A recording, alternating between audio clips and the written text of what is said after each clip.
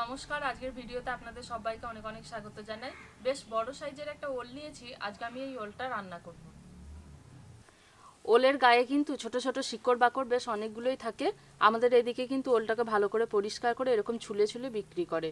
আর এই যে মধ্যের জায়গাটা, এই জায়গাটা কিন্তু খাওয়া যায় না, এটা বেশ শক্ত আর সেদ্ধও হতে চায় না।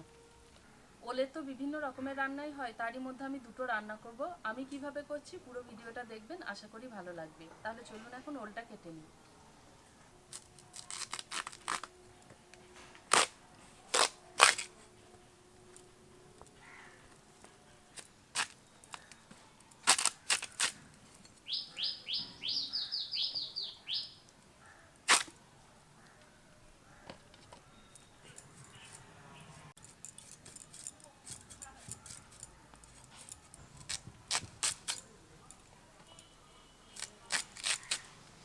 ওলটাকে এখন ছোট ছোট পিস করে কেটে নেব।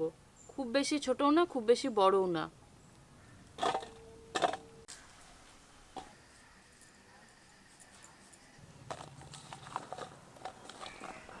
ওল কাটতে কাটতে কিন্তু অনেক সময় ফেটে যায়। সেই ফাটা ফাটা অংশগুলো সরু সরু হয়ে ফেটে গেছে। এইগুলো দিয়ে আমি অন্য একটা রেসিপি বানাবো। এরকম পাতলা পাতলা হয়ে ফেটে গেছে, এইগুলো দিয়েই রান্না করব। ওলটা রান্না করার জন্য আমি এখানে নোনা চিংড়ি নিয়েছি। এই দেখুন, এখনো কিন্তু নড়ছে। আর আমাদের এদিকে নোনা চিংড়িটা চাষ হয়, তাই বাজারে কিন্তু খুব সহজে এসেও যায়। এই চিংড়ির কিন্তু খোলা ছাড়াবো না, শুধুমাত্র মাথার দিকটা আর লেজের দিকটা কেটে নেব। এই মাথার দিকটা কেটে নেব আর এই পাগুলো ছাড়িয়ে নেব। তারপরে লেজের দিকটা কেটে নেব।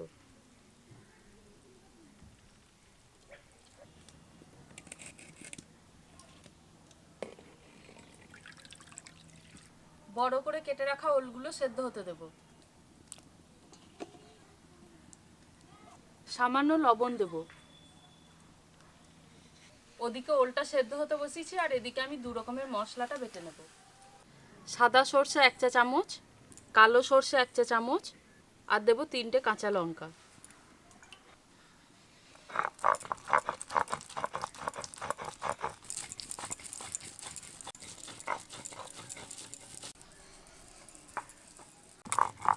সর্ষে আর কাঁচা লঙ্কাটাকে যতটা সম্ভব শুকনো শুকনো করে বেটে নিয়েছি। আরও একটা মশলার জন্য নিয়েছি 1.5 চা চামচ মতো সাদা সর্ষে, আর গোটা জিরে নিয়েছি 1.5 চা চামচ। দুটো কাঁচা লঙ্কা দেব।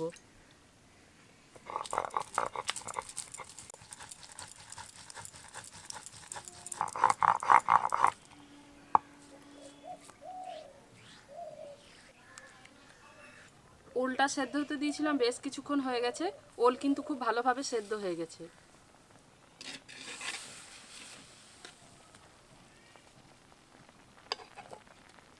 এরকম ছোট করে কেটে রাখা ওলগুলোকে ভালো করে ধুয়ে নিয়েছি। এবার এর মধ্যে পরিমাণ মতো লবণ দেব, ভালো করে মেখে রেখে দেব। পরিমাণ মতো তেল দেব। তেলের মধ্যে দিয়ে দেব চিংড়ি মাছ, লবণ দেব, হলুদ গুঁড়ো দেব। এবার চিংড়িগুলোকে ভালো করে ভেজে নেব। চিংড়িগুলো ভেজে নিয়েছি, এবার তুলে নেব। এই তেলের মধ্যেই আলু দিয়ে ভেজে নেব।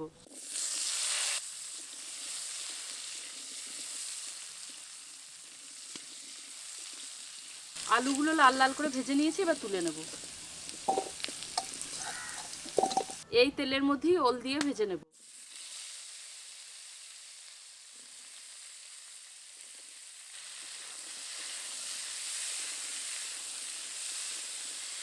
ওল কিন্তু এমনিতে বেশি তেলে ভাজলেই ভাজা যাবে, তাতে করে কিন্তু ওল খুব বেশি তেল শুষে নেয়। তার জন্য অল্প তেলেই ওলগুলোকে ভালো করে ভেজে নেব। একটু সময় নিয়ে ভালো করে গায়ের দিকগুলো লাল লাল ধরে আসা পর্যন্ত ভাজবো। ওলগুলোকে ভালো করে একটু লালচে করে ভেজে নিয়েছি, এবার তুলে নেব। আবারও কড়াইতে পরিমাণ মতো তেল দেব। তেলের মধ্যে শুকনো লঙ্কা, তেজপাতা, গোটা জিরের ফোড়ন দেব। ফোড়নটা ভাজা হয়ে এসেছে, এবার দিয়ে দেবো পেঁয়াজ কুচি।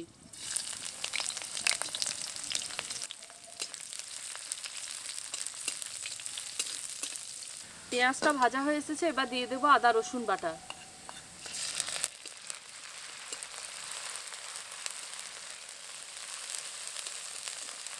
আদা রসুন পেঁয়াজ সবগুলোকে ভালো করে ভেজে নিয়েছি। এবার এর মধ্যে দিয়ে দেবো বাটা মশলা।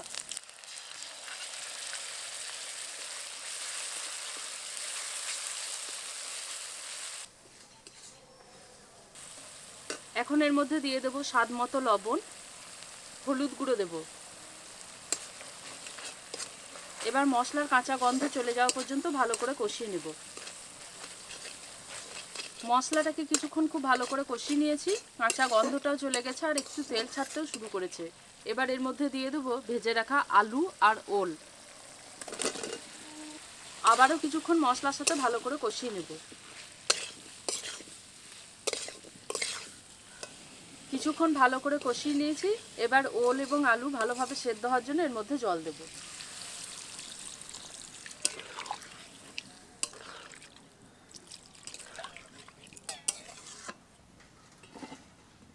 ওলটা যতক্ষণে সেদ্ধ হচ্ছে ততক্ষণে আমি এদিকে যে সেদ্ধ ওলটা রেখে দিয়েছিলাম ঠান্ডা হওয়ার জন্য, সেই ওলটা খুব ভালোভাবে ঠান্ডা হয়ে গেছে। এবার এটাকে মেখে নেব। সেদ্ধ ওলের মধ্যে দিয়ে দেবো পেঁয়াজ কুচি,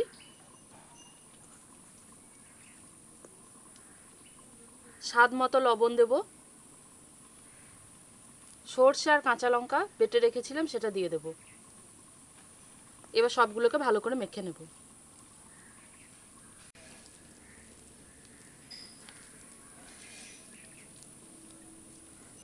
আর এরকম ওল মাখা দিয়ে কিন্তু গরম গরম ভাত খেতে বেশ সুন্দর লাগে। এটা দিয়েই কিন্তু ভাত খাওয়া হয়ে যাবে।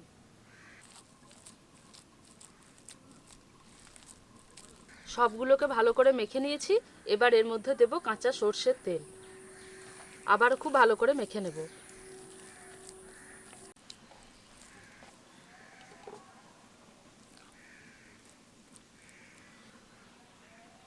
গরম ভাতে এরকম ওল মাখার স্বাদই আলাদা। ওলটাকে সেদ্ধ হতে দিয়েছিলাম, এখন কিন্তু ওল খুব ভালোভাবে সেদ্ধ হয়ে গেছে। এবার এর মধ্যে ভেজে রাখা চিংড়িগুলো দিয়ে দেব। স্বাদ মতো চিনি দেব। আবারও কিছুক্ষণ খুব ভালো করে ফুটিয়ে নেব। আবারও কিছুক্ষণ ভালো করে ফুটিয়ে নিয়েছি। এখন যেরকম মাখা মাখা আছে এরকমই রাখবো, আর খুব বেশি টাইট করব না। এবার এটাকে নামিয়ে নেব। এমন স্বাদের ওল চিংড়ি হলে কিন্তু দুগাল ভাত বেশিই খাওয়া হবে।